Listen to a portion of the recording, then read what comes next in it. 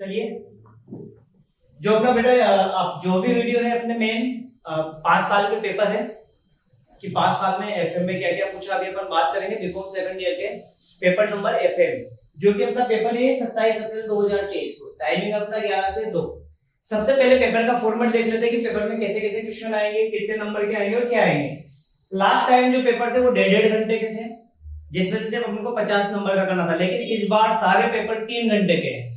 3 घंटे के पेपर है बेटा। अगर बात की जाए पेपर की, तो सारे पेपर किस तरीके से होंगे देखना। पेपर को 3 भागों में बांटा है।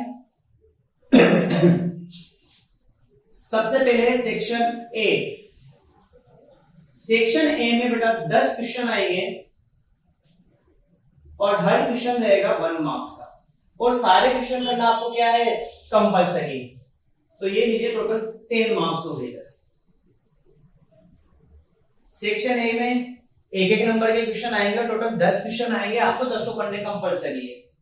सेक्शन बी की बात करते हैं राजा, तो ये लीजिए सेक्शन बी। सेक्शन बी में बेटा 5 यूनिट आएगी। Unit first, second, third, fourth और ये लीजिए 15। हर यूनिट में 2 क्वेश्चन रहेंगे। जैसे एक क्वेश्चन तो ये हो गया, इसमें 10 पार्ट रहेंगे। ऐसे इसमें 2 और क्वेश्चन नंबर 3, क्वेश्चन नंबर 4, 5, 6, ये लीजिए 7, क्वेश्चन नंबर 8, क्वेश्चन नंबर 9 और 10 और एक ये लीजिए 11। सेक्शन ए में 10 क्वेश्चन है, एक एक नंबर के, टोटल 10 मार्क्स है, सारे करने कंपलसरी है। सेक्शन बी में 5 यूनिट है, 5 इकाई है। हर यूनिट में 2 क्वेश्चन आएंगे। जैसे इसमें भी 2 है, इसमें भी 2, इसमें भी 2, इसमें भी 2, इसमें भी 2। हर यूनिट में से आपको एक करना है। जैसे ये 2 और 3 है, तो इसमें से आप कोई सा भी एक क्वेश्चन कर सकते हो। ठीक, इधर भी आपको एक ही क्वेश्चन करना है, इधर भी आपको एक करना है, इधर भी एक करना है और इधर भी एक करना है। बेटा एक यूनिट में 2 क्वेश्चन सोल्व नहीं करने हैं, सिर्फ एक ही करना है। अगर 2 कर दोगे तो जो पहला क्वेश्चन करा उसी के नंबर मिलेंगे, सेकंड के आपको कोई नंबर नहीं मिलेंगे। तो हर यूनिट में से एक क्वेश्चन करना है, यानी कि सेक्शन बी में आपको टोटल 5 क्वेश्चन करने हैं और एक क्वेश्चन रहेगा राजा बेटा अपना 10 मार्क्स का, तो टोटल ये हो गए 50 मार्क्स। डन। नेक्स्ट आएगा अपना सेक्शन सी। इसमें आएंगे 4 क्वेश्चन। ये लीजिए 12, 13, 14 और ये क्वेश्चन नंबर 15। इन 4 क्वेश्चन में से आपको कोई से भी 2 क्वेश्चन करने हैं। इन 4 क्वेश्चन में से आपको सिर्फ कितने क्वेश्चन करने हैं, कोई से भी 2 क्वेश्चन करने हैं, और एक क्वेश्चन है 20 मार्क्स का, यानी कि टोटल हो गए 40 मार्क्स। तो 50 मार्क्स ये हो गए, 10 ये 60 और 40 ये हो गया अपना पूरे 100 नंबर का पेपर। डन है। तो फॉर्मेट याद रखना है ये सब में, बस इनमें ध्यान रखना है कि दोनों क्वेश्चन नहीं करने, दोनों में से एक ही करना है। इधर भी दोनों में से एक करना है, 2 कर दोगे तो उसमें कोई एक्स्ट्रा नंबर नहीं मिलेगा। चलिए अपन स्टार्ट करते हैं। आज अपन पहला पेपर लेते हैं एफएम का 2017 का पेपर, कि 2017 के पेपर में किस तरीके के क्वेश्चन आए थे। निकालो 2017 का पेपर, आरबीडी में दे रखा होगा।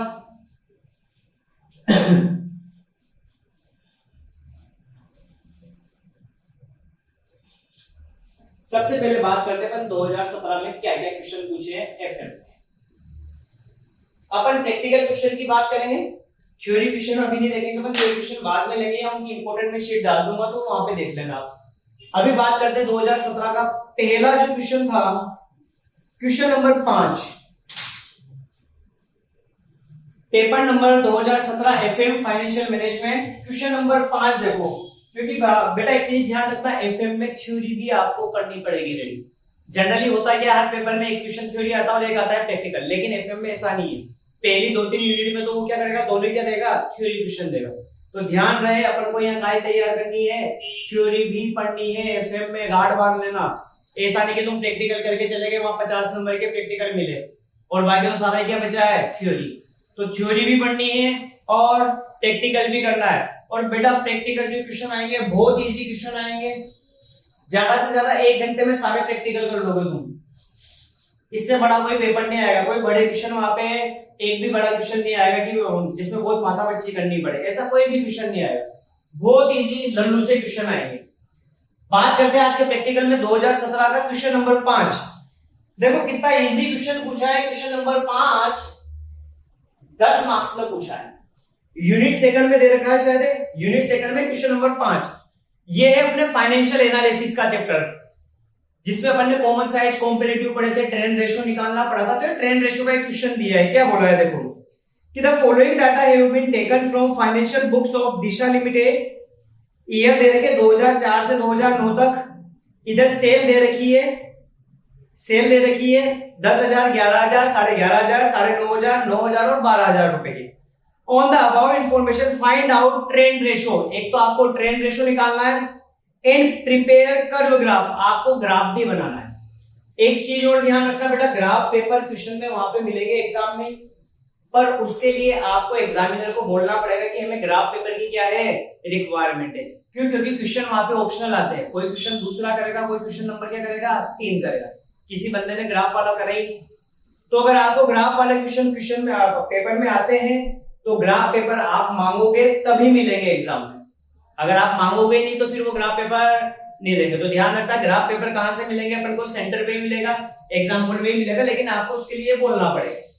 तो क्वेश्चन ने बोला है कि एक तो आपको ट्रेंड रेशियो निकालना है, साथ ही ग्राफ बनाना है। तो सबसे पहले अपन बात करते हैं ट्रेंड रेशियो की। ये ट्रेंड रेशियो में क्या है, ऊपर लिखा अपन ने कैलकुलेशन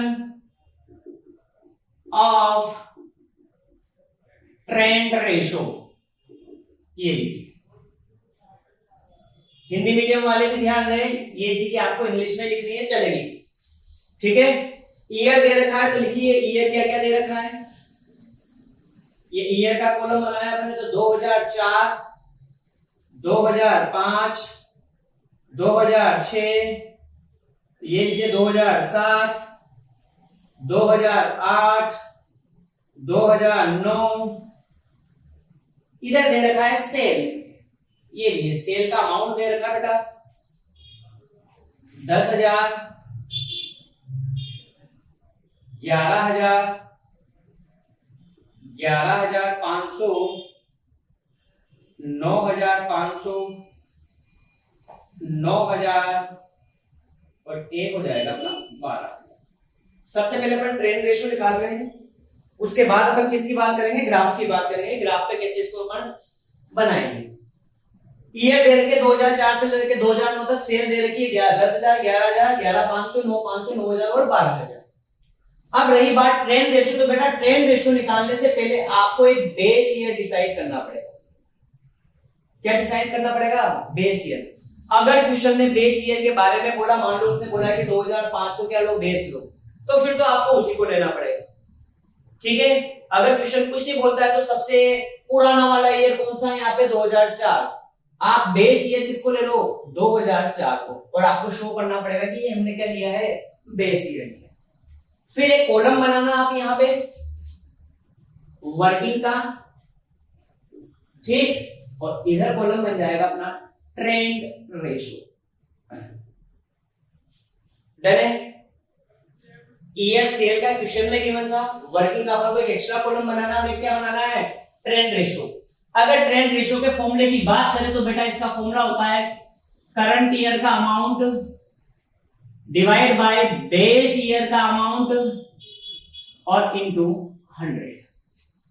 करंट ईयर का amount divide by base year का amount into 100, CY divide by BY। तो इसकी फुल फॉर्म लिखना है, CY तो हो गया करंट ईयर और BY हो गया बेस ईयर। अभी अपन ने यहाँ बेस ईयर लिया है 2004, तो सबको कैसे डिवाइड करना है 2004 के अमाउंट से। चलिए इसमें निकालते हैं ट्रेंड रेशियो। फॉर्मूला है करंट ईयर, तो यहाँ पे करंट ईयर अपना 2004 ही हो गया, तो करंट ईयर का अमाउंट है अपना 10,000 डिवाइड बाय बेस ईयर, अपन ने इसको ही लिया, ये बेस ईयर है अपना, ये बेस, तो इसी से डिवाइड कीजिए और मल्टीप्लाई बाय क्या होगा 100। तो अपना ट्रेंड रेशियो पहले में तो निकल गया 100। और हमेशा ध्यान रखना जब भी बेस ईयर जिसको मानेंगे उसका 100 ही रहेगा, क्योंकि ऊपर नीचे वाला तो ऑब्वियसली क्या हो जाएगा कट जाएगा। बात करते हैं 2005 की, तो 2005 में ये करंट ईयर हो गया अपना 11,000 का अमाउंट, बेस ईयर अपना 10,000 का इंटू 100, ये लीजिए राजा बेटा 110 रुपए। 110 अपना क्या है, ट्रेंड रेशियो है। सेम इसका करना है तो ये लीजिए 11,500 divide by 10,000 into 100, 115। Next 9,500 current year का अमाउंट है, बेस ईयर का अमाउंट अपना 10,000 है, इंटू 100 कितना आ जाएगा, ये आ जाएगा 95। फिर इसकी बात करते तो ये लीजिए 9,000 डिवाइड बाय 10,000 इंटू 100, तो ये आ गया 90। और ये लीजिए 2009 का 12,000 है, बेस ईयर का अपना सेल 10,000 है, इंटू 100, ये आ गया 120। ये लीजिए अपना ट्रेंड रेशियो निकल गए सारे। क्या निकल गए अपने ट्रेंड रेशियो? यहां पे अपने सारे क्या कर लिए, फाइंड आउट कर लिए। तो पहला पॉइंट इसमें ये बोला था कि एक आपको क्या निकालना है, ट्रेंड रेशियो निकालना है।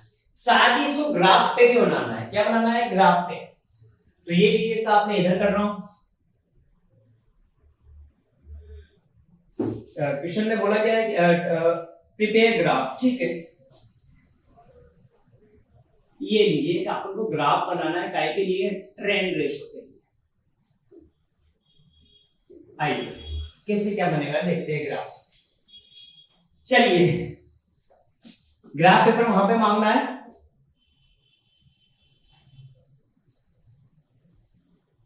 ये हो गया अपना एक्स अक्ष और ये वाई एक्सिस, ये अपना 0 हो गया। इधर की साइड जो एक्स है, एक्स के ऊपर अपन लिखेंगे ईयर। क्या लिखेंगे, ईयर। ईयर कहां से स्टार्ट है, 2004 से लेकर 2009 तक। 2004, 2005, 2006, 2007, ये लीजिए 2008 और ये लीजिए राजा बेटा 2009। अब मुझे इधर लेना है ट्रेंड रेशियो। तो कहां से स्टार्ट करूं ट्रेंड रेशियो, 20 से ले लेता हूं मैं, 20 का गैप, 20, 40, 60, 80, 100, 120 और 140। देखो यहाँ 110 से ज्यादा, 120 से ज्यादा नहीं है, तो मैं कहां तक आ गया, 140 तक। बेटा ये एक जैसा लेना है, ऐसा मत कर देना कि 10 ले लिया फिर 25 ले लिया फिर 50 ले लिया। डिफरेंस इक्वल होना चाहिए। यहाँ 20 का गैप है तो देखो सब में क्या का गैप है, 20 का गैप। डन है। इधर अपन लिखेंगे ट्रेंड रेशियो, तो यहां लिख दो ट्रेंड रेशियो। और इधर अपना क्या हो गया, ईयर। सबसे पहले ईयर है 2004, तो 2004 का है 100। ये रहा 2004, 100 किधर आ रहा है, यहाँ पे। तो ये दोनों कहां पे क्रॉस कर रहे हैं, इस जगह। ये लगा दिया स्टार या गोला बना दिया, डॉट लगा दिया। डन। 2005 की बात करते हैं तो 2005 में है 110, तो ये रहा 2005। ये चलते हैं ऊपर, तो 110, 100 और 120 के बीच में आएगा, तो ये इस जगह ले लेता हूं, तो ये इस जगह आ रहा अपना 110। फिर बात करते हैं 115 की, तो 2006 में ये 115 में थोड़ा सा ऊपर ले लेता हूं, ये। डन। ग्राफ पेपर पे लाओ, बनाओगे तो एकदम एक्यूरेट बनेगा। यहां थोड़ा सा ऊपर नीचे हो जाएगा, बस कंसेप्ट समझ लो। 2006 के बाद 2007 पे है 95, तो ये ना 2007, 95 कहां आएगा, इस जगह के लगभग आएगा, 80 से 100 के बीच में। तो ये लीजिए 95। आगे 2008 में है 90, ये ना 2008, 90 इन दोनों के बीच में आएगा, मतलब ये लीजिए ये लो सा। फिर 2009 में 120, तो ये रहा 2009 और ये रहा 120, तो ये 120 की लाइन ले रही, ये लो सा। इनको मिला दीजिए बस, ये लीजिए, ये लीजिए, ये लीजिए, ये लीजिए, ये लीजिए। ये ग्राफ पे पढ़ने क्या कर दिया, इसको शो कर दिया। ठीक है, डन है। बोलो। तो ये क्वेश्चन पूछा था बेटा, ये 100 का है ना, ये ठीक है, कर ही दिया था। तो ये 10 नंबर का क्वेश्चन पूछा था, तो इतना कोई बड़ा क्वेश्चन नहीं था, फटाफट आसानी से हो जाएगा। ट्रेंड रेशो में 5 मिनट लगा और 5 मिनट ग्राफ पे यानी कि 10 मिनट में तुम्हारे कितने नंबर पक गए? सीधे 10 नंबर। डन है? तो इसको लो, फोटो जो करना है इसका फोटो लो, आगे बात करते हैं। चलिए नेक्स्ट आते हैं क्वेश्चन नंबर 7, यूनिट 3 में पूछा था, चैप्टर है लिवरेज। लिवरेज का क्वेश्चन पूछा है, बहुत इजी क्वेश्चन बेटा। लिवरेज का क्वेश्चन आता ही आता है 10 नंबर में लगभग और बहुत लंबी क्वेश्चन है। लिवरेज में पढ़ा था ऑपरेटिंग लिवरेज, फाइनेंशियल लिवरेज और कंबाइंड लिवरेज। ऑपरेटिंग लिवरेज का फॉर्मूला था C/EBIT, फाइनेंशियल लिवरेज का था EBIT/EBIT minus interest minus preference share divided by 1 minus tax rate. और कंबाइंड लिवरेज का फॉर्मूला था operating leverage into financial leverage. ये 10 number में क्वेश्चन पूछा है, क्वेश्चन नंबर 7 2017 में। पढ़िए क्या है, क्वेश्चन सोल्व करते हैं अपन।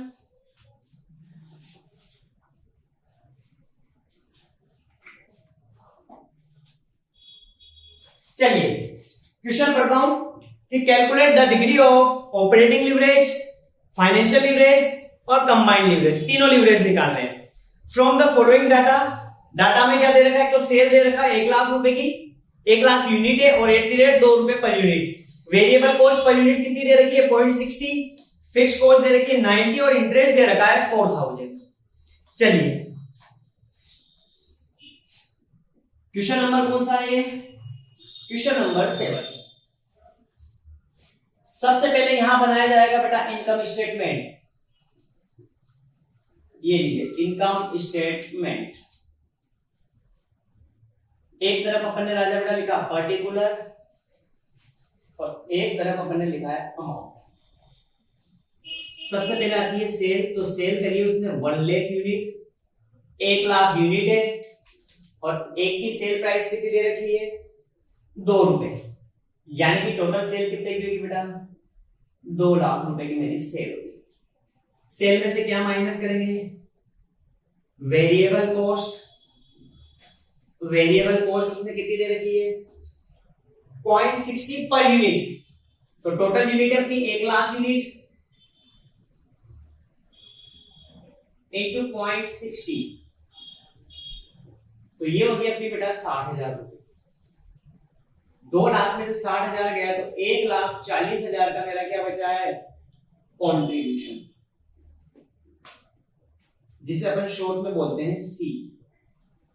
इसमें से माइनस होएगा अपना फिक्स्ड एक्सपेंसेस या फिक्स्ड कॉस्ट। फिक्स्ड कॉस्ट की अगर बात की जाए तो फिक्स्ड कॉस्ट दे रखी है यहाँ पे 90,000 की, ये लीजिए 90,000 माइनस करिए कितना बचेगा? इसे बोलते हैं EBIT बोल दो, PBIT बोल दो, या इसी को हम बोल सकते हैं ऑपरेटिंग प्रॉफिट। कितना बचेगा? 40 50 50,000। डन। आगे इंटरेस्ट दे रखा है 4,000 का, तो EBIT में से अपन माइनस करेंगे इंटरेस्ट, वो दे रखा है 4,000। कितना बचा? 46,000। ये मेरा क्या आ गया? EBT बोल दो, PBT बोल दो, बात एक ही है। इनकी फुल फॉर्म लिखनी है तो जो आपने शॉर्ट फॉर्म यूज करी उनकी फुल फॉर्म लिख दीजिए यहाँ। Earning before interest and tax. और EBT या PBT की बात करें तो EBT का मतलब होता है अर्निंग बिफोर टैक्स। टैक्स दे ही रखा है तो इससे आगे जाने की यहाँ पे जरूरत नहीं है, ना प्रेफरेंशियल डिविडेंड दे रखा। अब अपन को निकालना है, तो ये लीजिए कैलकुलेशन ऑफ ऑपरेटिंग लिवरेज। अगर ऑपरेटिंग लिवरेज की बात की जाए या कैलकुलेशन ऑफ लिवरेज लिख देता हूं मैं डायरेक्ट, ठीक है। लिवरेज, पहला लिवरेज क्या है? Operating leverage. ऑपरेटिंग लिवरेज का जो फॉर्मूला है वो होता है C/EBIT। यही होता है। C बोले तो कंट्रीब्यूशन, यानी कि फुल फॉर्म लिखना है बेटा, वहां शॉर्ट फॉर्म नहीं यूज करनी है। छोटे से तो क्वेश्चन है उसमें भी तुम शॉर्ट फॉर्म यूज कर दोगे तो काम ही बिगड़ जाएगा। तो कंट्रीब्यूशन अपॉन EBIT। कंट्रीब्यूशन कितना है? 1,40,000। EBIT दे रखा है 50,000। 1,40,000 डिवाइड बाय 50,000 करो कितना आएगा, कैलकुलेटर पे करो फटाफट। तो 140/5 2.8, ये पहला आंसर आ गया तक आएगा ऑपरेटिंग लीवरेज। उसने तीनों लीवरेज पूछे, फाइनेंशियल भी पूछा है और कंबाइंड भी पूछा है, तो ये लीजिए सेकंड फाइनेंशियल लीवरेज। इसका फॉर्मूला पूरा लिखना है तुम्हें। फॉर्मूला क्या था, ईबीआईटी। ईबीआईटी को तुम चाहो तो शॉर्ट में ईबीआईटी लिख सकते हो, कोई दिक्कत नहीं है, क्योंकि बुक भी यूज करता है ईबीआईटी, पर कोशिश करना है कि ना ही लिखे। अगर लिख दिया तो मुझे काटा पीटी करने की जरूरत नहीं है। फॉर्मूला हो जाएगा EBIT upon EBIT minus interest minus preference share dividend और divide by 1 minus tax rate. Formula पूरा लिखना है। डन। ईबीआईटी दे रखा है 50,000, ईबीआईटी है 50,000, इंटरेस्ट दे रखा है 4,000, प्रेफरेंस शेयर डिविडेंड दे ही रखा है, तो ये वाला अमाउंट क्या हो जाएगा, 0। तो टोटल कितना हो गया, 50,000 डिवाइड बाय 46,000। कितना आंसर आएगा, 1.08। ये लीजिए 1.08, ये फाइनेंशियल लीवरेज का आंसर। डन। थर्ड क्या निकालना है बेटा, कंबाइंड लीवरेज। तो इस बच्चे का फॉर्मूला होता है operating leverage into financial leverage. Operating leverage का आंसर था अपना 2.8 इनटू फाइनेंशियल लीवरेज अपना 1.08, तो 3.04 के समथिंग आएगा। तो ये लीजिए 3.04। ये लो बेटा, ये 10 नंबर में क्वेश्चन पूछा था 2017 में, कोई वैल्यू नहीं। देखो दोनों ही बहुत इजी क्वेश्चन पूछे थे। इससे पहले जो करा था टेन रेशो में कुछ भी नहीं करना था, इसमें भी कुछ नहीं करना, फॉर्मेट रखना और फॉर्मूला रखना है। डन है। तो फोटो लो इसका 2017 का क्वेश्चन नंबर 7।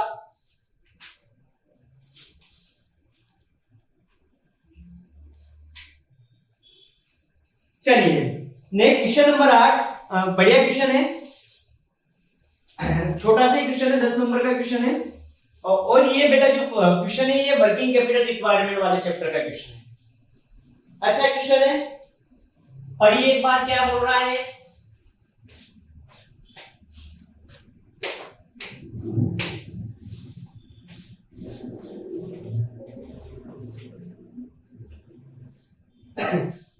Question number 8।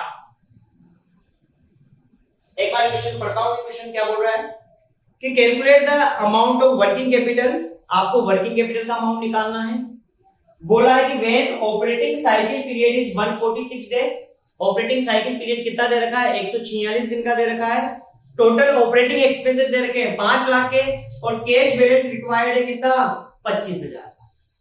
आपसे बोला है कि कैलकुलेट करो वर्किंग कैपिटल रिक्वायरमेंट। तो देखिए इसने क्या क्या दे रखा है वो देख लेते हैं पहले।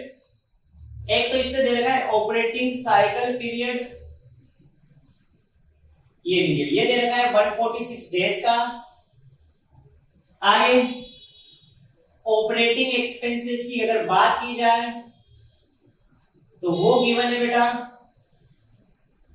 5 लाख रुपए का। और कैश, डिजायर्ड कैश बोलते हैं जिसे, desired cash balance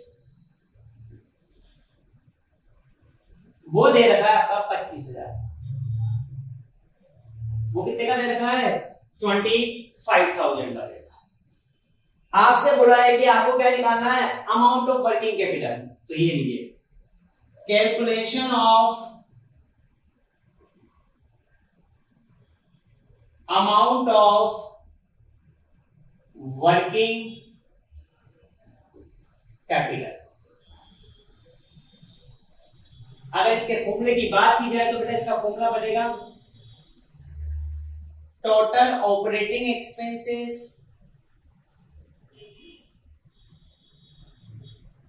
divide by number of cycle, number of operating cycle plus desired case, जितना केस चाहिए, डिजायर्ड केस बैलेंस। डन। अगर ऑपरेटिंग एक्सपेंसेस की बात करें तो वो दे रखे 5 lakh. Number of operating cycle नहीं दे रखी है अपने पास दे रखा है ऑपरेटिंग साइकिल पीरियड दे रखा है, लेकिन नंबर ऑफ साइकिल नहीं दे रखे हैं, तो वो निकाल लेते हैं। तो ये लीजिए, नंबर ऑफ ऑपरेटिंग साइकिल, इसका फॉर्मूला होता है 365 डेज होते हैं पूरे साल में, तो वो लिखा 365 days divide by operating cycle period. Formula लिखना है वहां, तो ये लीजिए 365 डेज डिवाइड बाय ये है 146 डेज। करो कितनी ऑपरेटिंग साइकिल मिलेगी? 25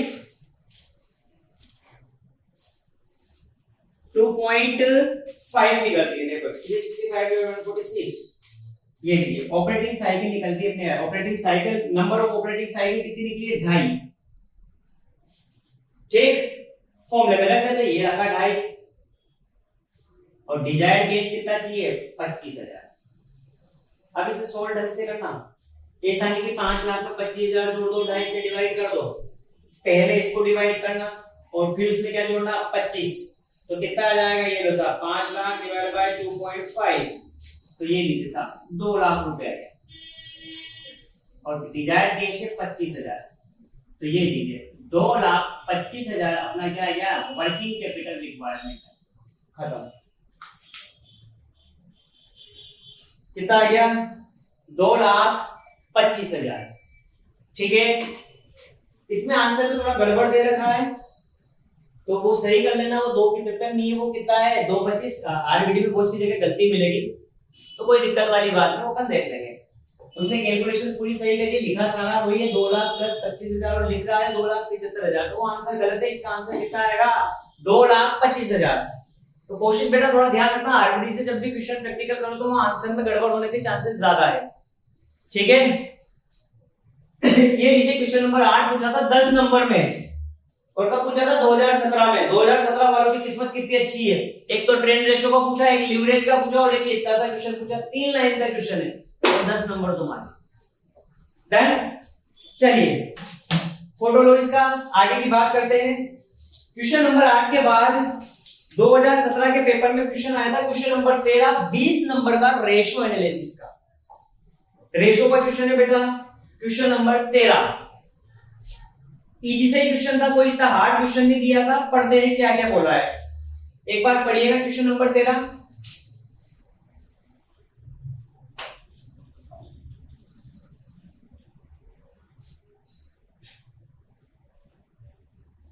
ये लीजिए साहब, क्वेश्चन नंबर 13 20 मार्क्स में पूछा था, सेक्शन सी में। क्या बोला है कि from the following statement calculate current ratio निकालना है, क्विक रेशियो निकालना है, डेट इक्विटी रेशियो निकालना है, प्रोप्राइटरी रेशियो निकालना है, और सॉल्वेंसी रेशियो निकालना है। क्या क्या पूछा है? सबसे पहले पूछा है करंट रेशियो। अगर करंट रेशियो की बात की जाए बेटा, तो फॉर्मूला होता है current assets upon current liability. Current assets upon current liability current ratio का फॉर्मूला है, और एक और फॉर्मूला होता है वर्किंग कैपिटल का, वो होता है current assets minus current liability. ठीक, दूसरा पूछा इसने क्विक रेशियो, ये लीजिए दादा, क्विक रेशियो, इसका फॉर्मूला होता है लिक्विड एसिड बोल दो या quick assets divide by current liability. ठीक, क्विक रेशियो के दो नाम हो रहे, इसको लिक्विड रेशियो भी बोलते हैं और इसको एसिड टेस्ट रेशियो भी बोला जाता है। थर्ड है debt equity ratio, debt equity ratio. देखो बेटा थोड़ा ध्यान रखना, डेट इक्विटी रेशियो के लिए क्या है,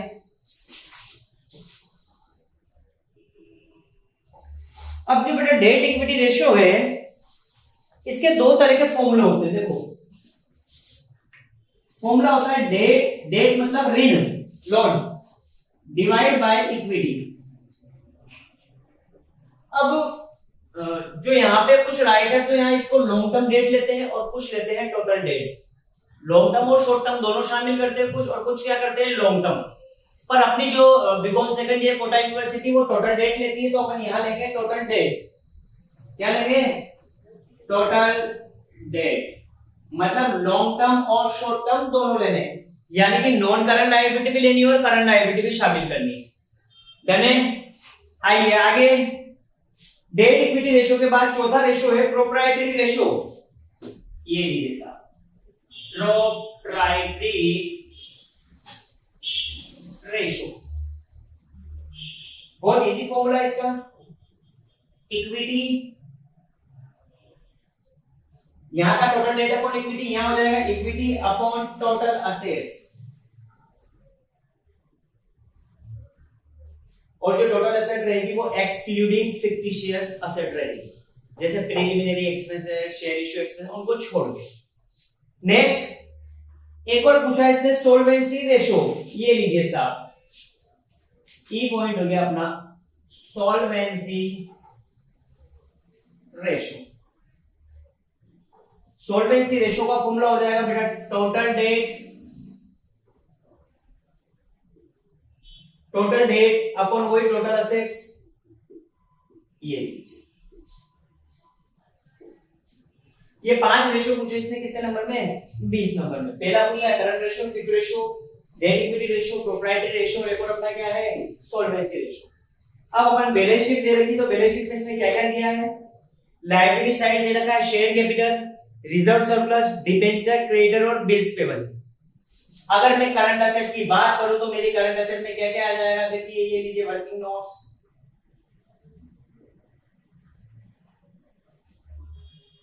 एक मुझे करंट एसेट चाहिए और एक क्या चाहिए?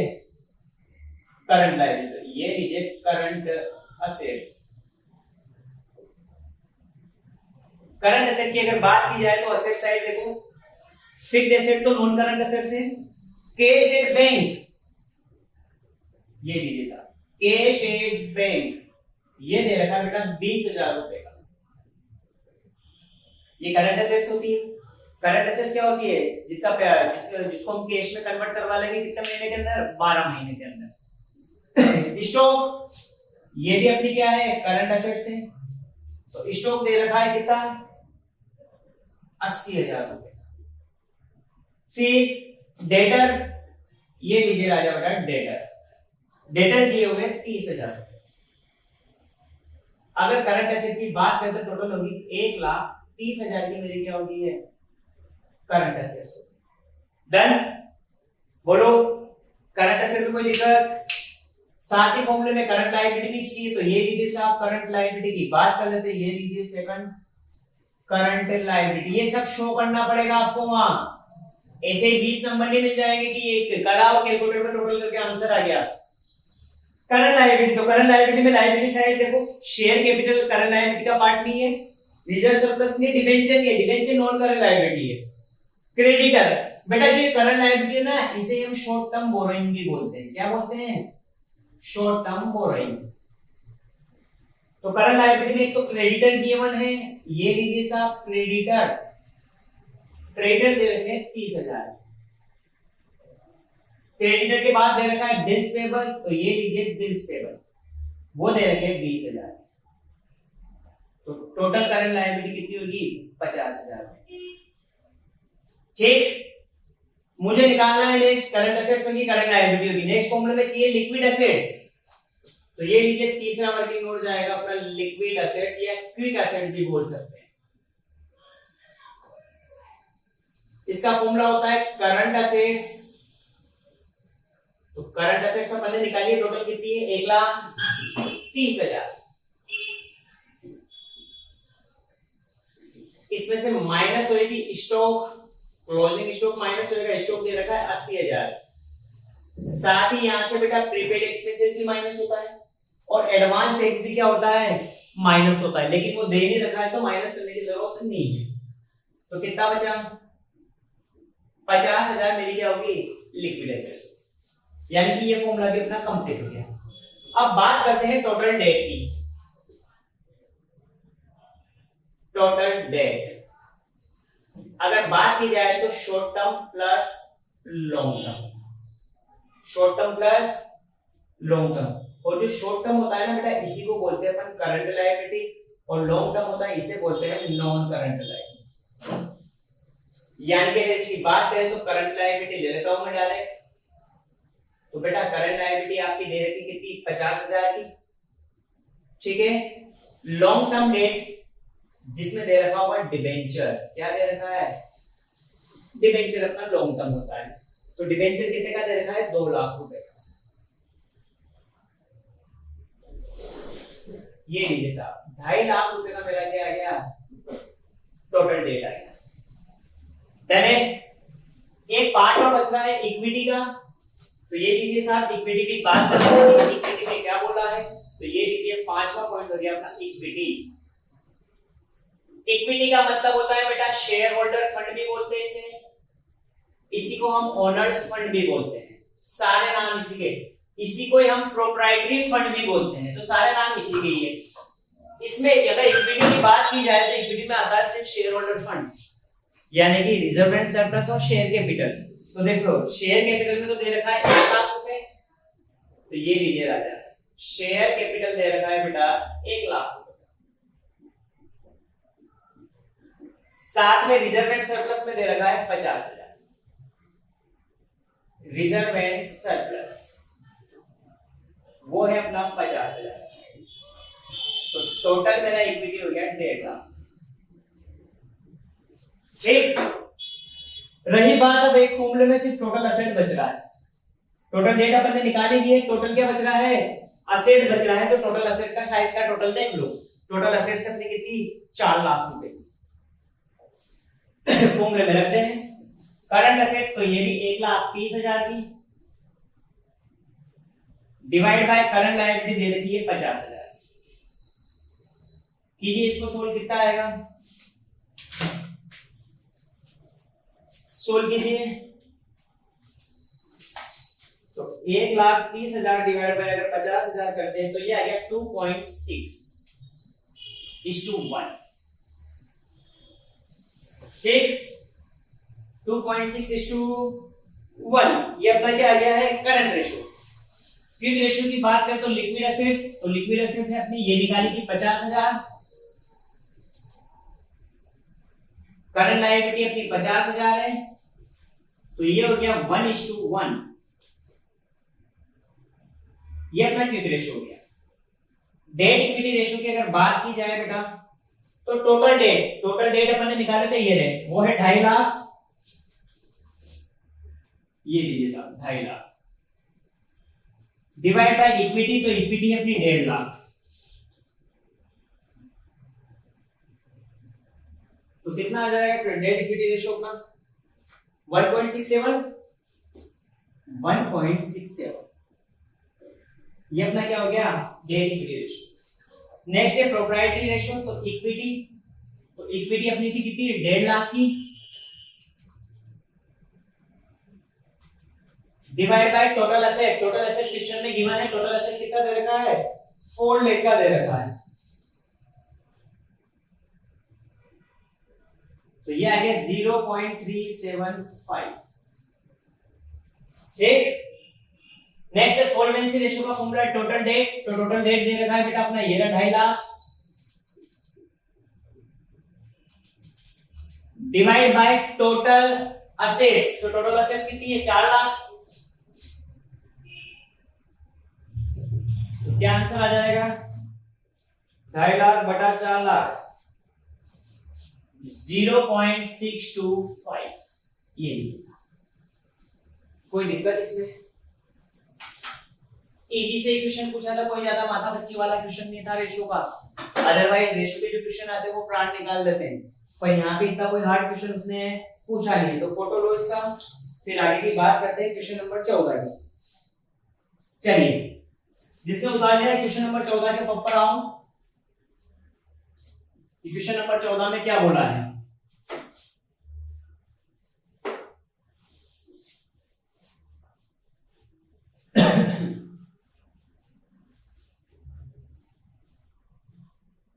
क्वेश्चन नंबर 14 पढ़ता हूं कि define weighted average cost of capital की। एक तो weighted average cost of capital को समझाना है। The capital structure and after tax cost of capital of the specific source of the company is as follow. Calculate the weighted average cost of capital. ओहो 20 number में वापस से 14वां question पूछा है, आएगा weighted average cost of capital। और सबसे Lallu question पूछा है। यूनिवर्सिटी में जाने क्या है मालूम क्या कर रही है कि इतना इजी क्वेश्चन दे दिए वो 20 नंबर में हो। ये 10 नंबर की लायक भी नहीं है ये क्वेश्चन, और ये पूछा कितने में है? 20 नंबर में। तो बहुत बढ़िया किस्मत हमारे पे 2017 के। तो चलिए calculation of weighted average cost of capital. आपको शॉर्ट फॉर्म यूज नहीं करनी है। कॉलम क्या बनते थे? सबसे पहले लिखते थे अपन सोर्स, याद है ना, फिर अमाउंट, फिर वेट, फिर cost of capital after tax, और फिर आता था यहां पे प्रोडक्ट। इसको अपन ए नाम देते थे, इसको बी, और इसको बोला जाता था ए इंटू पी। ये लीजिए सारी चीजें क्वेश्चन में गिवन है, बस तुम्हें तो जमाना है। सोर्स की अगर बात की जाए तो पहला सोर्स दे रखा है डेट। ये लीजिए साहब डेट, इसका अमाउंट दे रखा है 3 लाख रुपए, और जो कॉस्ट ऑफ कैपिटल है वो है 4.77। आगे प्रेफरेंस शेयर कैपिटल दे रखा है 2 लाख रुपए का, इसकी जो कॉस्ट ऑफ कैपिटल है वो 10.53। आगे इक्विटी शेयर कैपिटल की अगर बात की जाए तो वो दे रखी है 4 लाख, और ये दे रखा है 14.59। नेक्स्ट है रिटेन अर्निंग, जिसे अपन केआर भी बोलते हैं। तो रिटेन अर्निंग दे रखी है बेटा 1 लाख रुपए की, और ये दे रखा है 14%। अगर इसका टोटल किया जाए तो ये दे रखा है बेचारे ने 10 लाख, वो भी कर दे। डरे? अब क्या करना है? वेट ही तो निकालना है। वेट कैसे निकालते थे? सीखा था अपन ने, कुछ भी मत तो इस अमाउंट को 1 लाख से डिवाइड कर दो। अमाउंट को डिवाइड कर दो 1 लाख से, तो 3 लाख को 1 लाख से डिवाइड करेंगे तो 3, 2, 4, 1, और ये लीजिए टोटल आ गया 10। प्रोडक्ट करना है, इन दोनों को आपस में मल्टीप्लाई कर लीजिए। तो 3 इंटू 4.77 14.31, 2 इंटू 10.53 21.06, 4 इंटू 14.59 58.36, 1 इंटू 14 14, और इसका अगर टोटल की बात करें तो 107.73। क्या करना है? Weighted average cost of capital, WACC, summation product upon summation weight. तो प्रोडक्ट है 107.73 और वेट का टोटल है 10, तो ये आ गया 10.773%। ये लीजिए साहब, ये 20 नंबर में क्वेश्चन पूछा था 2017। अगर 2017 में प्रैक्टिकल क्वेश्चन की बात करें तो एक तो 20 नंबर का क्वेश्चन आए थे 2, एक तो रेशो का आया था और एक वेटेड एवरेज। एक 10 नंबर का क्वेश्चन आया था ट्रेंड रेशो का, एक 10 नंबर का आया था लिवरेज का, और एक और 10 नंबर का क्वेश्चन आया था। ठीक है, यही थे क्वेश्चन शायद, एक लिवरेज था, एक ट्रेंड रेशो था, और एक वो वर्किंग कैपिटल वाला। यानी कि 2017 में 40, 50, 60, 70 नंबर के प्रैक्टिकल क्वेश्चन आए, और 70 नंबर के जो प्रैक्टिकल थे बहुत इजी थे, कोई माथा पच्ची वाले नहीं थे, वरना रेशो का अच्छा क्वेश्चन आता है, बहुत इजी क्वेश्चन पूछा था यार। डन है? तो इसका स्क्रीनशॉट लो, फिर नेक्स्ट पेपर की बात करते हैं अपन।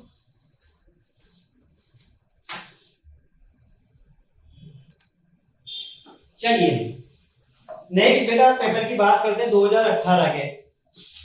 2018 का पेपर देखा जाए तो पहली यूनिट में थ्योरी थी, दूसरी यूनिट में थ्योरी थी, तीसरी यूनिट में भी थ्योरी पूछी गई थी, जिसमें ऑपरेटिंग लीवरेज, फाइनेंशियल लीवरेज की थ्योरी थी। चौथी यूनिट में भी थ्योरी पूछी गई है। पांचवी यूनिट में यानी कि क्वेश्चन नंबर 11 इससे डायरेक्ट क्या दिया है, प्रैक्टिकल दिया है। तो मैंने पहले ही बोला था एफएम में थ्योरी भी पढ़नी है, पहले 2-3 यूनिट में सारे क्वेश्चन काय दे सकता है, थ्योरी। तो चलिए आइए 2018 का पेपर क्या बोल रहा है, पढ़िए क्वेश्चन, पढ़िएगा।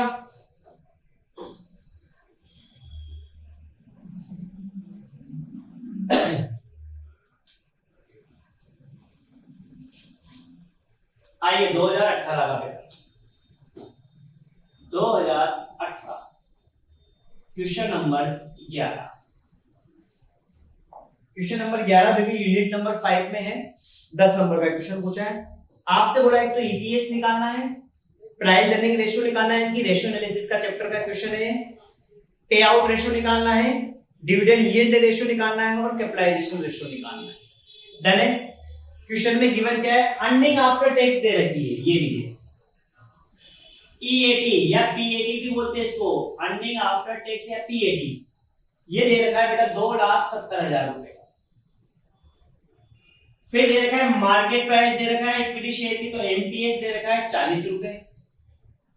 फिर इक्विटी शेयर कैपिटल दे रखी है, तो इक्विटी शेयर कैपिटल की अगर बात करें तो 80,000 शेयर है और एक शेयर है 10 रुपए का। ये हो गया अपनी फेस वैल्यू और ये हो गया अपने नंबर ऑफ इक्विटी शेयर। आगे प्रेफरेंस शेयर डिविडेंड दे रखा है, तो ये लीजिए साहब प्रेफरेंस शेयर का डिविडेंड दे रखा है 27,000 रुपए। आगे इक्विटी डिविडेंड, अगर डिविडेंड पर शेयर इक्विटी की बात करें तो फॉर्मूला हो जाएगा फेस वैल्यू इनटू 20% बोला है। फेस वैल्यू दे रखी इक्विटी शेयर की 10 रुपए इनटू 20% के हिसाब से एक शेयर पे डिविडेंड कितना मिल रहा है, 2 रुपए पर शेयर डिविडेंड। चलिए पहली चीज पूछिए इसने, ईपीएस निकालिए। ईपीएस ही पूछा है ना, अर्निंग पर शेयर, ये वही ईपीएस, तो ये लीजिए अर्निंग पर शेयर बोले तो ईपीएस। इसके अगर फॉर्मूले की बात की जाए तो बेटा इसका फॉर्मूला होता है इक्विटी या फिर profit available for equity share holder divide by number of equity share. जब अपन ने लीवरेज पढ़ा था तो वहां पे भी ईपीएस निकालना होता, तो वहां ये फॉर्मूला था equity available for equity share holder divide by number of equity share. ये तो हो गया अपना काय का ईपीएस का फॉर्मूला। दूसरा उसने पूछा क्या है बोलो, दूसरी चीज पूछी इसने price earning ratio. Price earning ratio जिसे शॉर्ट में बोला जाता है बेटा P/E रेशियो भी बोला जाता है। तो इसका मतलब वही है प्राइस अर्निंग रेशियो। तो इसका फॉर्मूला P से याद रखने का तरीका, P से मार्केट प्राइस एमपीएस, E से याद रखना ईपीएस, तो MPS upon EPS, MPS upon EPS. MPS market price per share, EPS मतलब अर्निंग पर शेयर। तीसरा फॉर्मूला पूछा है इसने क्या, पे आउट रेशियो। बेटा ये पे आउट रेशियो अपन शायद डिविडेंड पॉलिसी जब पढ़ा था वहां भी पढ़ा था, इसी को बोलते हैं डिविडेंड पे आउट रेशियो। कुछ भी नहीं, बहुत इजी सा है। डिविडेंड हम काय में से देते हैं, ईपीएस में, तो फॉर्मूला हो जाएगा DPS upon EPS into 100, percentage में निकल जाएगा। आगे बढ़ते हैं। तुम चाहो तो बेटा जरूरी नहीं है कि इसको इनटू 100 भी करो, ऐसा कोई कंपलसरी नहीं है। बिना 100 करे भी आप क्या लिख सकते हो पॉइंट में आंसर। वैसे जनरली इसको हम क्या करते हैं, इनटू 100 करते हैं क्योंकि ये परसेंटेज में निकलता है। आगे dividend yield ratio, dividend yield ratio. बेटा जितने भी यील्ड वाले फॉर्मूले हैं तो यील्ड में हमेशा क्या होगा, एमपीएस से डिवाइड होगा। कैसे डिवाइड होगा, एमपीएस से हमेशा क्या होगा, डिवाइड होगा, और डिवाइड एमपीएस से होगा तो ऊपर आ जाएगा टीपीएस, क्योंकि डिविडेंड है इनटू 100, तो डीपीएस अपॉन एमपीएस बराबर डिविडेंड यील्ड। जहां भी यील्ड आ जाएगा हमेशा एमपीएस से डिवाइड होगा। आगे चलिए आगे बढ़ते हैं। डिविडेंड यील्ड के बाद कैपिटलाइजेशन रेशियो पूछा है। क्या पूछा है, कैपिटलाइजेशन रेशियो तो देखिए, कैपिटलाइजेशन रेशियो क्या होता है, कैपिटलाइजेशन रेशियो बहुत easy, same equity available for equity share holder divide by market value of equity share या market price of equity share, ये फॉर्मूला होते हैं। ये 5 फॉर्मूले पूछे इसलिए।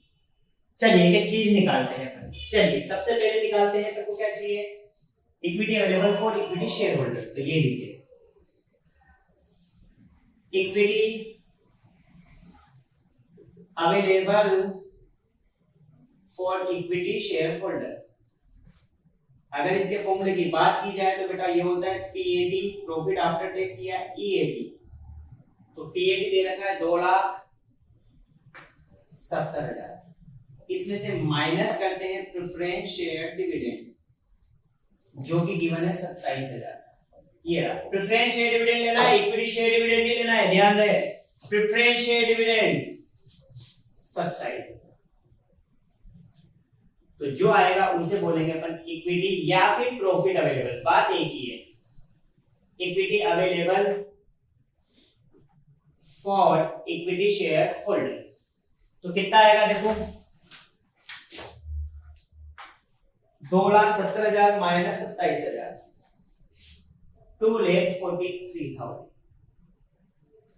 2,43,000। तो इक्विटी अवेलेबल आ गया, number of equity share question में दे रखा है, एनपीएस दे रखा है, ईपीएस यहां निकल जाएगा, डीपीएस दे रखा है, डीपीएस की जरूरत पड़ेगी, चलो देख लेंगे, पहले इनकी बात करते हैं। Equity available for equity share holder तो वो निकला है 2,43,000, नंबर ऑफ इक्विटी शेयर दे रखे 80,000, ये तो 243,000 डिवाइड बाय 80,000, तो ये आ गया बेटा 3.0375, ये अपना ईपीएस आ गया। ईपीएस बोलो तो अर्निंग पर शेयर आ गया। डन है क्या, बोलिए। नेक्स्ट है price earning ratio, P ratio का फॉर्मूला एमपीएस। बेटा एमपीएस क्वेश्चन में गिवन है 40 रुपए।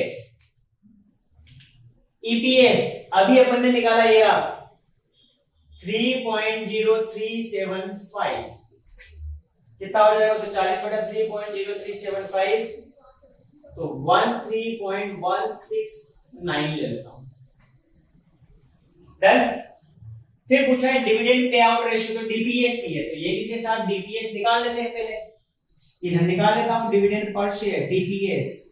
बेटा डीपीएस का फॉर्मूला होता है face value into equity dividend, जो परसेंटेज में दे रखा है, ये परसेंट। फेस वैल्यू दे रखी है 10 और इक्विटी डिविडेंड का अच्छा दे रखा है, अपन ने निकाल लिया पहले यहाँ पे, ठीक है, निकाल रखा है तो वापस निकालने की जरूरत नहीं है, तो इसको हटा दूंगा।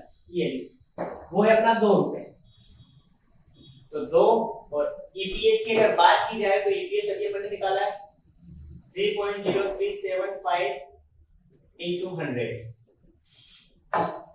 तो कितना आ जाएगा, 2 डिवाइड बाय 3.0375 गुणा 100, 65.84%। ठीक है, वो 100 नहीं करता है, बहुत सी बार क्वेश्चन बुक वाला 100 डिवाइड नहीं है, इंटू नहीं करता है, तो कोई दिक्कत नहीं, चलेगा, कोई गलत आंसर नहीं होगा अपना। डिविडेंड यील्ड डीपीएस है 2, एमपीएस दे रखा है 40 गुणा 100, तो 2 बटा 40 गुणा 100 करते हैं, तो ये आ गया 5%। ठीक, आगे कैपिटलाइजेशन रेशियो, ये बहुत बढ़िया है बेटा, ये नया रेशियो, अच्छा रेशियो है। ये शायद फॉर्मूले भूल भी जाते हैं बच्चे, या तो फिर भी कर दोगे, इसमें अच्छी दिक्कत आएगी। देखो क्या है, equity available for equity share दे रखा है अपने पास, कितना 2,43,000 divide by market value of equity share. क्या निकालना है, market value of equity share, तो इसका फॉर्मूला हो जाता है बेटा number of equity share into market price per share. Number of equity share दे रखा है 80,000, और अगर मार्केट प्राइस की बात करें तो मार्केट प्राइस है 40 रुपए, तो 8 चौक 32, यानी कि ये हो गया 32 लाख। ये लीजिए पहले कितना है 2,43,000 डिवाइड बाय 32 लाख, तो ये आएगा बेटा 0.08 ले लेना, 0.08 ले लेते हैं, 0.07 के समथिंग आ रहा है, तो मैंने उसको क्या कर दिया 0.08 कर दिया। ये क्वेश्चन पूछा था क्वेश्चन नंबर 11 2000 रखना, तो कोई दम नहीं था इसमें, सिर्फ एक ही अच्छा पॉइंट था कैपिटलाइजेशन रेशियो।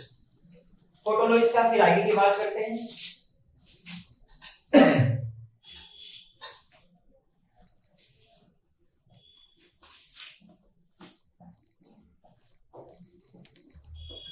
चलिए क्वेश्चन नंबर 11 के बाद बेटा क्वेश्चन नंबर 13, सेक्शन सी में क्वेश्चन नंबर 13 पूछा है इसमें, 13 और 14 दो क्वेश्चन और दे रखे। 13वां क्वेश्चन वापिस से इसने पूछा है वर्किंग कैपिटल का, बढ़िया क्वेश्चन है, जबरदस्त क्वेश्चन है। पढ़िए क्वेश्चन नंबर 13 क्या क्या पूछा है।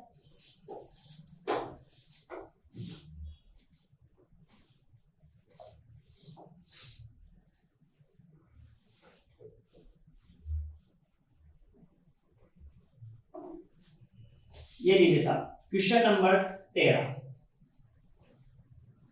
कि from the following information extracted from the books of a manufacturing company compute करना है ऑपरेटिंग साइकिल निकालनी है आपको नंबर ऑफ डेज में, साथ ही आज तो निकालना है रिक्वायरमेंट ऑफ वर्किंग कैपिटल। वो ये भी पढ़ा था अपने इससे जस्ट पहले वाले पेपर में पढ़ा था ना formula requirement of working capital का कि total operating expenses divided by number of cycle plus desired cash, तो वो वाला फॉर्मूला भी पूछा है और साथ में वर्किंग कैपिटल भी पूछा है, ऑपरेटिंग साइकिल भी पूछी है। क्या क्या गिवन है पहले वो लेते हैं। पीरियड लेना है आपको, बोला उसने कि आपको पूरे साल में कितने पीरियड लेने हैं, महीने दिन लेने हैं 365 डेज। बहुत सी बार क्वेश्चन में 365 डेज की जगह क्या लिख सकता हो 366 भी लिख सकता है, बहुत सी बार 360 भी लिख सकता है, तो फिर 360 ही यूज करें, जो क्वेश्चन बोलेगा वही यूज करना है। डन है। आइए आगे, average period allowed to supplier, average period allowed to supplier यानी कि इसे बोलते हैं बेटा क्रेडिटर पेमेंट पीरियड। अगर क्रेडिटर पेमेंट पीरियड की बात करें तो ये डायरेक्ट दे रखा है इसमें 16 दिन, मतलब क्रेडिटर पेमेंट पीरियड मतलब क्रेडिटर मतलब जिससे अपन ने माल खरीदा है, उधार खरीदा होगा, तो उसको मेरे को जब पेमेंट करना रहेगा तो उसका पेमेंट का टाइम कितना है कि 16 दिन में मुझे पेमेंट करना। आगे कुछ चीजें दे रखी है, क्या क्या दे रखा है, एक तो दे रखा है एवरेज डेटर 24,000 रुपए के, फिर रॉ मटेरियल कंजम्पशन दे रखा है 2,55,000। आगे टोटल प्रोडक्शन कॉस्ट दे रखा है बेटा, टोटल प्रोडक्शन कॉस्ट की अगर बात की जाए राजा बेटा तो वो दे रखा है 4,74,500।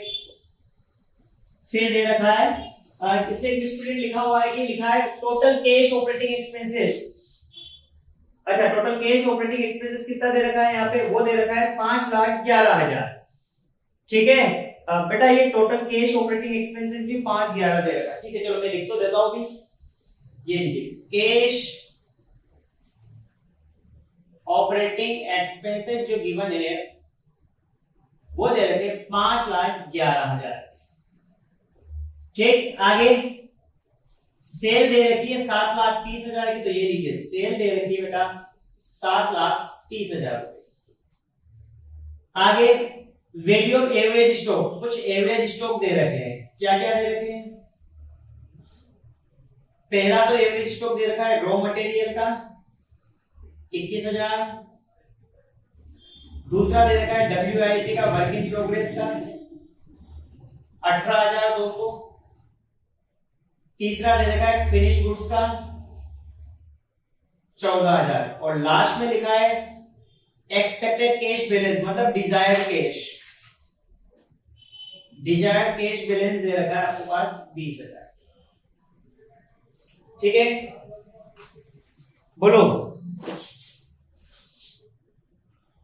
शुरुआत करते हैं। ये सारी डिटेल दे रखी है बेटा, अपन को निकालना है सबसे पहले तो नंबर ऑफ साइकिल। ठीक है, वर्किंग कैपिटल की नंबर ऑफ क्या निकालनी है, ऑपरेटिंग साइकिल पीरियड निकालना है। चलिए बेटा अगर ऑपरेटिंग साइकिल पीरियड की बात करते हैं, calculation of operating cycle period, operating cycle period निकालना है तो इसका जो फॉर्मूला होगा देखो क्या क्या लिखेंगे इसमें। एक तो आएगा मटेरियल स्टोरेज पीरियड, वही सब नंबर ऑफ डेज में आएगा बेटा। फिर WIP का पीरियड आएगा, डन। फिनिश स्टॉक पीरियड, फिर आएगा debtor collection period,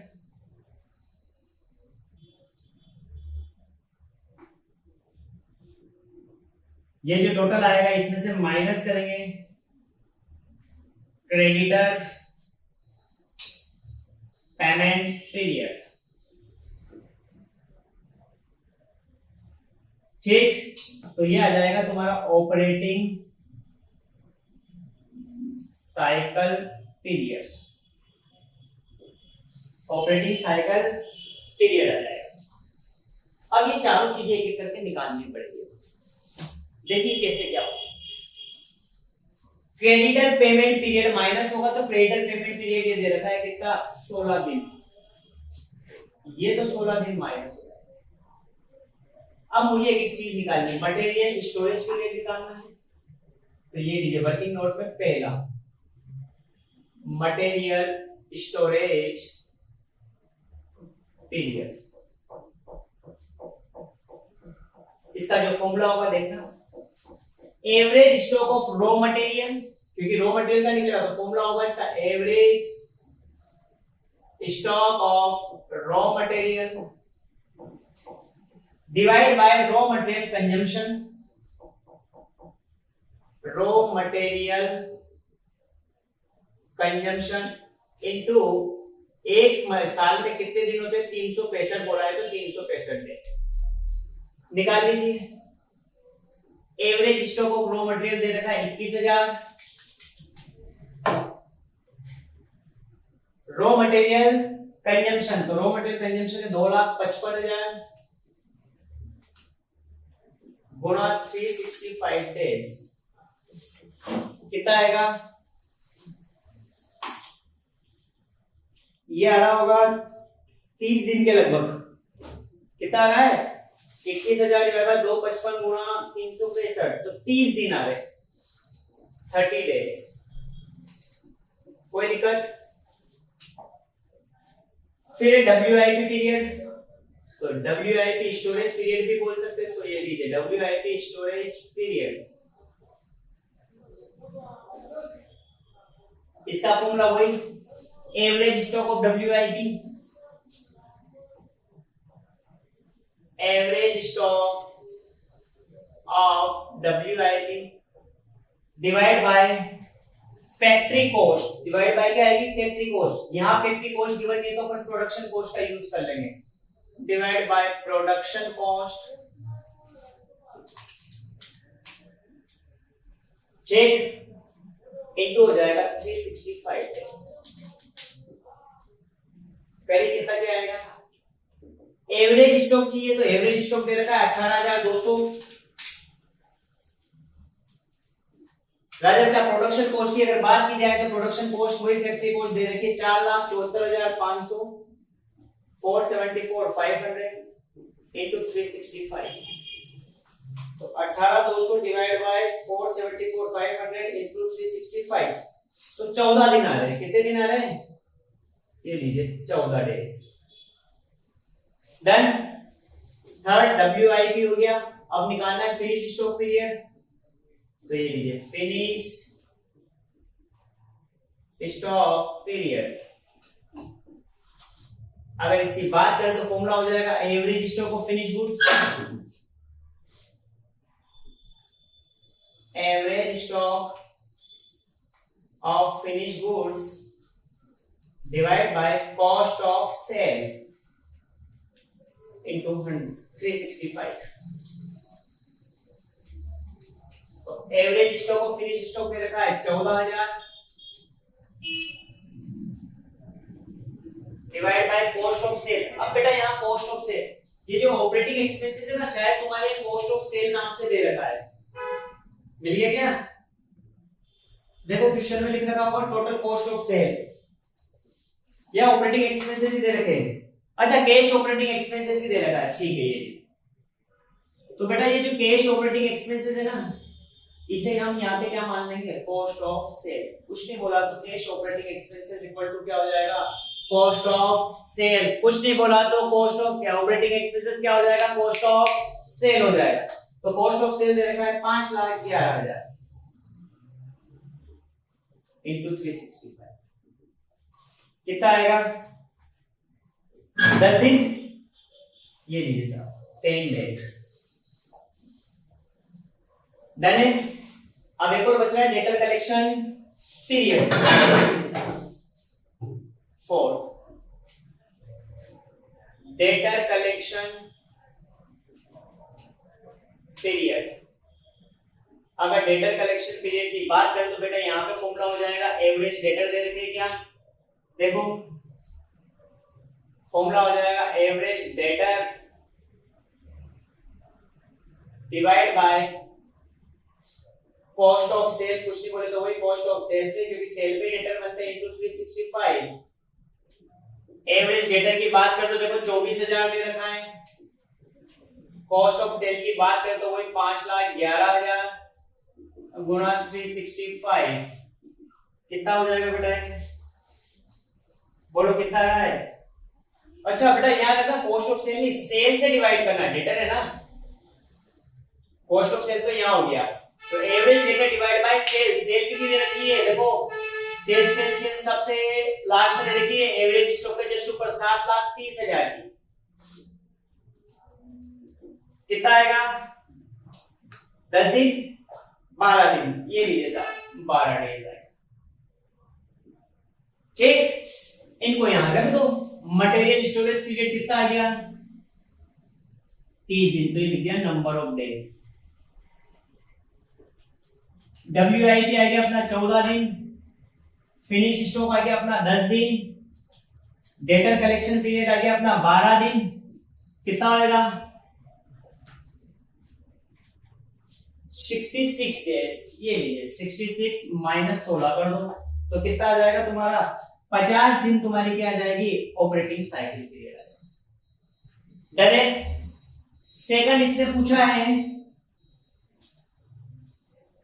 working capital का अमाउंट पूछा है, वर्किंग कैपिटल रिक्वायर्ड। अभी जैसे इससे पहले वाले जो पेपर में अपन ने सॉल्यूशन करा था, तो फॉर्मूला लिखा था मैंने total cash operating expenses divide by number of operating cycle, ये था ना, प्लस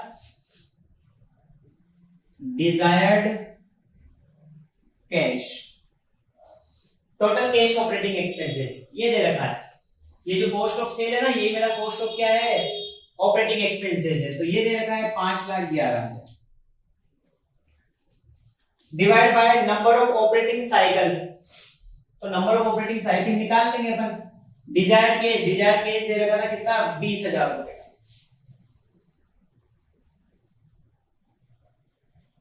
अब रही बात किसकी? Number of operating cycle. काय की बात रही? Number of operating cycle. तो इसका फॉर्मूला क्या हो जाएगा? 365 days divide by operating cycle period.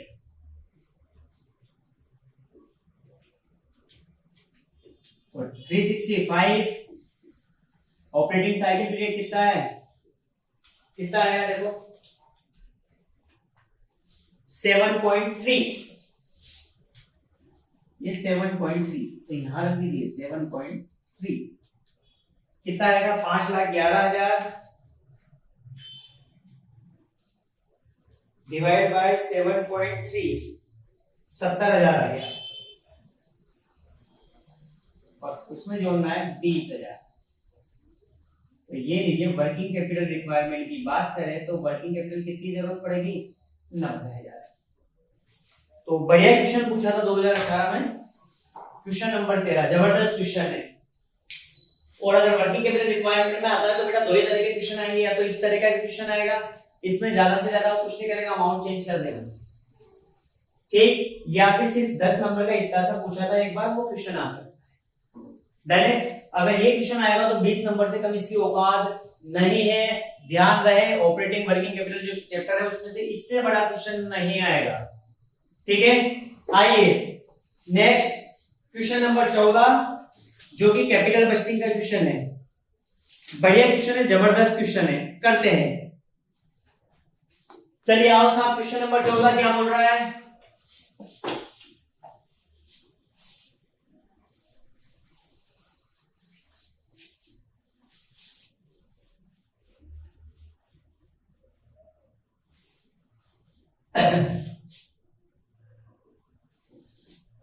वही 2018 का जो पेपर, अंतिम क्वेश्चन, क्वेश्चन नंबर 14 कि Ram and company considering the purchase of a machine, two machine A और बी अवेलेबल, जिसकी कॉस्ट कितनी है, 50,000 है।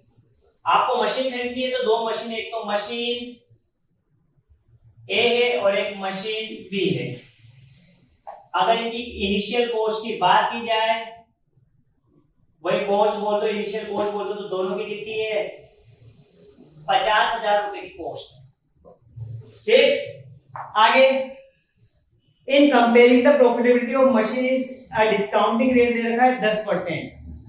डिस्काउंट की रेट कितनी दे रखी है, ये लीजिए डिस्काउंटिंग रेट, इसको डिस्काउंटिंग रेट भी बोल सकते हैं, इसी को हम क्या बोल सकते हैं, कैपिटलाइजेशन रेट भी बोल सकते हैं, तो सारा नाम इसी के लिए। अर्निंग आफ्टर टैक्स क्या दे रखा है, earning after tax but before depreciation. Picture है क्या, समझ में क्या बोला है कि earning after tax but before depreciation दे रखा है। तो चलिए क्या दे रखा है, ये CFAT दे रखा है बेटा, क्या दे रखा है, CFAT। तो CFAT दे रखा है मशीन ए का और मशीन बी का। Cash flow after tax year दे रखे, तो ईयर दे रखे कितने, 5, मशीन ए और machine B, first, second, third, fourth और फिफ्थ। क्या दे रखा है, 15,000, 20,000, 25,000, 15,000 और ये लीजिए 10,000। ये तो ए का है। बी की बात की जाए तो 5,000, 15,000, 20,000, 30,000 और ये लीजिए 20,000। ये CFAT दे रखा है। CFAT मतलब earning after tax but before depreciation, मतलब इसमें से डेप्रिसिएशन अभी माइनस नहीं करा, ऊपर माइनस होता है, फिर टैक्स और फिर डेप्रिसिएशन प्लस करते हैं। तो ये प्लस का सब करने के बाद का दे रखा है, यानी कि CFAT दे रखा है इसने। आपसे बोला है कि कौन सा प्रॉफिटेबल है, मतलब कौन सी मशीन खरीदनी चाहिए। 3 मेथड, पे back period, ROI return on investment, return on investment मतलब ARR average rate of return, और प्रेजेंट वैल्यू मेथड। बेटा जो प्रेजेंट वैल्यू मेथड होती है उसे हम क्या बोलते हैं, NPV बोलते हैं। क्या बोलेंगे, NPV, ठीक है। चलिए साफ करते हैं। सबसे पहले मशीन ए की पे बैक पीरियड मेथड की बात करते हैं। सबसे पहले कौन से मेथड की बात करते हैं, पे बैक पीरियड बोला क्या इसने, पहली मेथड शायद पे बैक पीरियड ही है। तो ये लीजिए साहब, पे बैक पीरियड मेथड।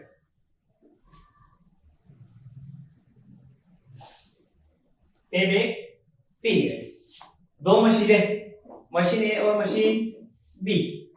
तो इसमें लेते हैं फर्स्ट, फॉर मशीन ए, ठीक है। कैश फ्लो CFAT सबका क्या दे रखा है, अलग अलग दिया हुआ है। तो ये लीजिए ईयर लिखा, फर्स्ट, सेकंड, थर्ड, फोर्थ और ये लीजिए फिफ्थ। CFAT दे रखा है इसका, तो क्या दे रखा है CFAT? 15,000, 20,000, 25,000, 15,000 और ये लीजिए 10,000। ठीक, इसका निकाल लेते हैं क्यूमुलेटिव CFAT। कैसे निकलेगा? 15 एज इट इज लिखा, 15 में आपने 20 जोड़ा तो कितना हो गया? 35, 35 में 25 जोड़ा तो 60, 60 में 15 जोड़ा तो 75 और 10 जोड़ा तो 85। पेबैक पीरियड का मतलब क्या होता है कि पैसा कितने साल में वसूल हो जाएगा। जो मशीन खरीदी है, मैंने मशीन ए की बात करें तो मशीन एक 50,000 रुपए में खरीदी है, तो मशीन ए का 50,000 रुपए कहां पे रिकवर हो रहा है? इन दोनों के बीच में। यानी कि दूसरे और तीसरे साल के बीच में मेरा पैसा क्या हो जाएगा? ये रिकवर हो जाएगा। ये तो किसका हो गया बेटा? मशीन ए का कार्यक्रम हो गया। इसी तरीके से मशीन बी की इधर ले लेता हूं, मशीन बी। ठीक, तो यहाँ पे तो मशीन ए ले लेगा। वो ईयर तो लिखने की जरूरत है नहीं, डायरेक्ट CFAT लिखता हूं और क्यूमुलेटिव CFAT की बात कर लेते हैं। ये तो 5 है, पहले साल में 5,000 है, दूसरे में 15,000 है, तीसरे में 20,000, 30,000 और ये लीजिए 20,000। डन है। CFAT निकाल लेते क्यूमुलेटिव, तो 5,000 एज इट इज, 5 में 15 जोड़ा तो 20,000, 20 में 20 जोड़ा तो 40,000, 40 में 30 जोड़ा तो 70,000 और 70 में 20 जोड़ा तो 90,000। डन है। बड़े आगे आइए साहब पेबैक पीरियड की बात कर लेते हैं। तो अगर पेबैक पीरियड के अगर फॉर्मूले की बात करें तो फॉर्मूला होता है complete year plus initial cost बोल दो या इन्वेस्टमेंट बोल दो minus cumulative CFAT of complete year divided by next year CFAT। Done है। यही फॉर्मूला लगता था। चलिए मशीन ए की बात करते हैं। मशीन ए, अब मुझे रिकवर करने 50,000, तो वो इन दोनों के बीच में आ गए। यानी कि ये तो ऊपर वाला तो मेरा क्या हो गया? Complete year. तो कंप्लीट ईयर तो हो गया अपना 2 प्लस इनिशियल कॉस्ट दे रखी है 50,000 की कॉस्ट है मशीन की, माइनस क्यूमुलेटिव CFAT, ये ना cumulative CFAT of complete year. Complete year है 2, तो दूसरे साल का दे रखा है 35,000। ठीक, divide by next year CFAT, तो 2 के बाद नेक्स्ट ईयर कौन सा है? तीसरा, उसका CFAT लेना है, तो CFAT दे रखा है 25,000। करिए इसको सोल्व, कितना आएगा? सोल्व करिए बेटा, इसको कितना आएगा? तो 50,000 प्लस 35,000 डिवाइड बाय 25,000 प्लस 2, यानी कि 2.6 ईयर, यानी कि 2.6 ईयर में मेरा